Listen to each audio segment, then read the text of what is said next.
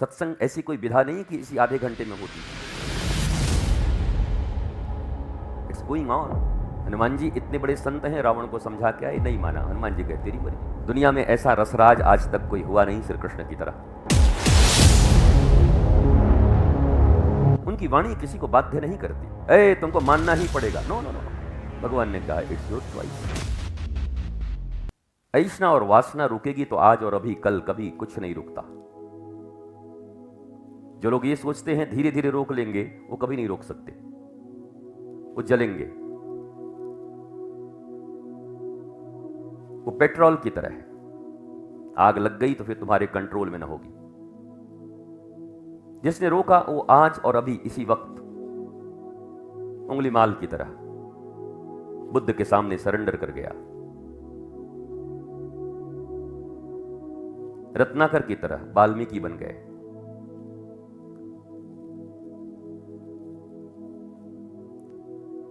लंका की सबसे बड़ी विदुषी, विद्वान और बलशालिनी लंकिनी हनुमान जी के एक मुक्के में ही ठीक हो गई। वो मुक्का का अर्थ है सत्संग।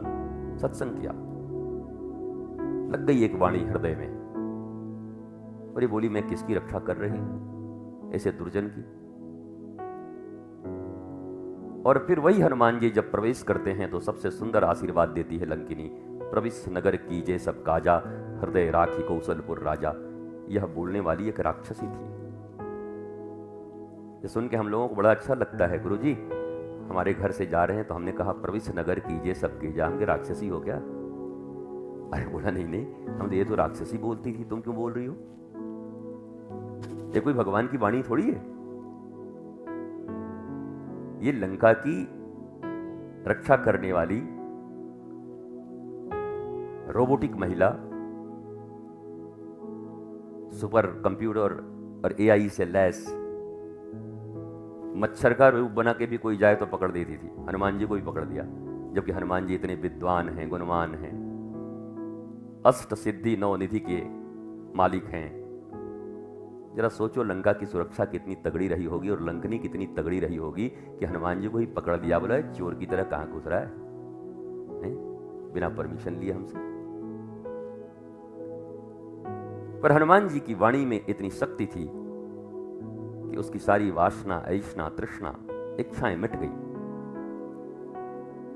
और जिसको अब शत्रु समझ रही थी उसी को आशीर्वाद दे रही है कि प्रविश नगर कीजिए सब काजा, जाइए जाइए जाइए, कौशलपुर राजा को अपने हृदय में रखिए और इस दुष्ट से, इस लंका को और इस पृथ्वी को मुक्त कराइए। कर्मचारी बदल गया।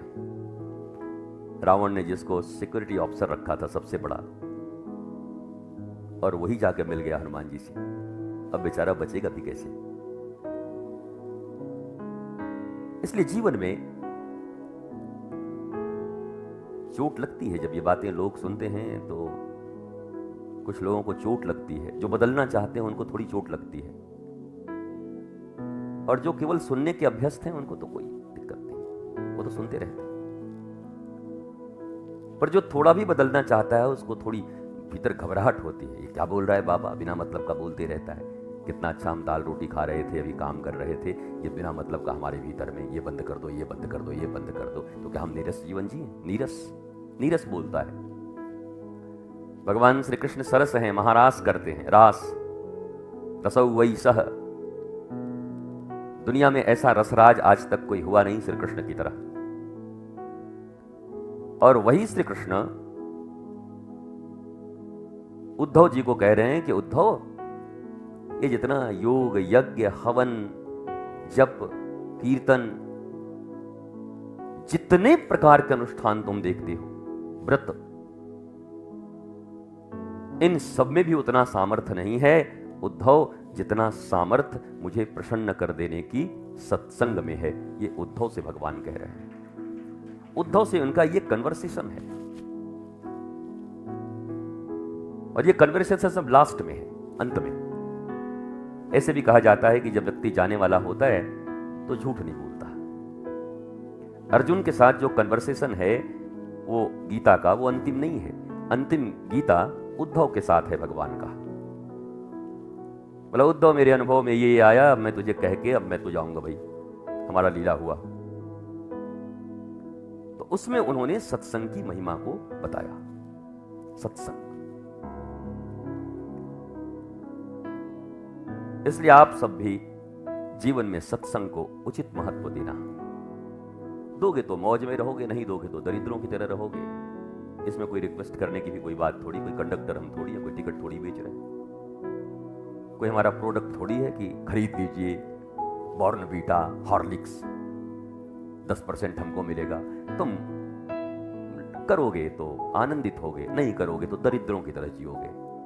It's your choice, not mine. तुम फ्री हो।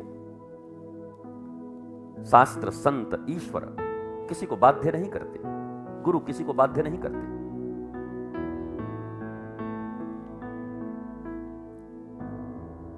उनकी वाणी किसी को बाध्य नहीं करती, ए तुमको मानना ही पड़ेगा। No no no no, it's universal truth, you may or not,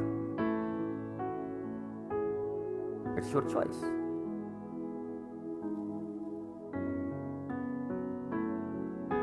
Hanuman ji इतने बड़े संत हैं, रावण को समझा के आए, नहीं माना। हनुमान जी कहते तेरी मर्जी। अंगद जी समझा के आए, नहीं माना। अंगद जी बोले तेरी मर्जी। भगवान श्री कृष्ण स्वयं दुर्योधन को समझाने गए, नहीं माना। बोले इसको पकड़, इसको जेल में डाल, ये ग्वाला आकर के हमको समझा रहा है, गाय चराने वाला है। हम हस्तिनापुर के राजा, बताओ, शर्म भी नहीं आता इसको। भगवान ने कहा इट्स योर चॉइस। और चॉइस तो ऐसा था कि फिर देखे ही, मार के भीम ने जांघ तोड़ दी। कुरुक्षेत्र के मैदान में पड़ा हुआ मक्खी भी नहीं भगा पा रहा था। बड़ी दुर्दांत वर्णन है कि जिस दुर्योधन की दहाड़ से हस्तिनापुर और पृथ्वी हिलती थी, जब भीम ने जंघा तोड़कर और रक्त रंजित करके डाल दिया कुरुक्षेत्र में, मरा नहीं था, जिंदा था। मक्खियां भिनभिना रही थी, पर हाथों में इतनी ताकत नहीं थी कि मक्खी हटा सके। कभी तूती बोलती थी दुर्योधन की। भगवान समझाने गए थे, सत्संग करने गए थे। सत्संग का अर्थ ऐसा कोई आयोजन ही नहीं होता कि मैं ऐसे गद्दी पर बैठा हूं, तुम नीचे बैठे हो और हम शुरू हुए आधे घंटे के लिए और सत्संग हो गया। सत्संग, ट्रूथ, जिस किसी भी माध्यम से तुम्हारे हृदय में प्रवेश कर रहा हो, उसे सत्संग कहते हैं। दत्तात्रेय बहुत बड़े ऋषि हुए। वो वेश्या के घर गए थे, प्रोस्टिट्यूट, और उसको गुरु बना लिया। वहां से सीखा उन्होंने कुछ, उससे भी। It's happening always. सत्संग ऐसी कोई विधा नहीं कि इसी आधे घंटे में होती, इट्स गोइंग ऑन। ये सदा हो रहा है। अगर तुम्हारी इंद्रियां खुली हैं, बोध खुले हैं,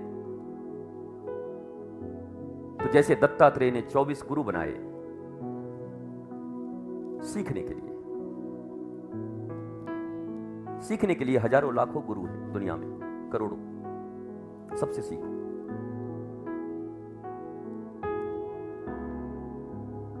पर जीवन के उस लक्ष्य तक पहुंचने के लिए एक संत, एक पंथ, एक ग्रंथ, और नहीं तो चौराहे पर घूमते रह जाओगे पूरी जिंदगी, मंजिल नहीं मिलेगी। एक संत चुनो। हाई स्कूल में पहुंचने के बाद या उसके पहले आजकल हम लोग चुनते हैं आर्ट, साइंस, कॉमर्स, सब्जेक्ट्स। कोई डिसाइड ही ना कर पाए। 2 क्लास आर्ट्स का, 3 क्लास कॉमर्स का, 4 क्लास साइंस का। जब परीक्षा होगी तो सब में लड्डू आएगा उसको।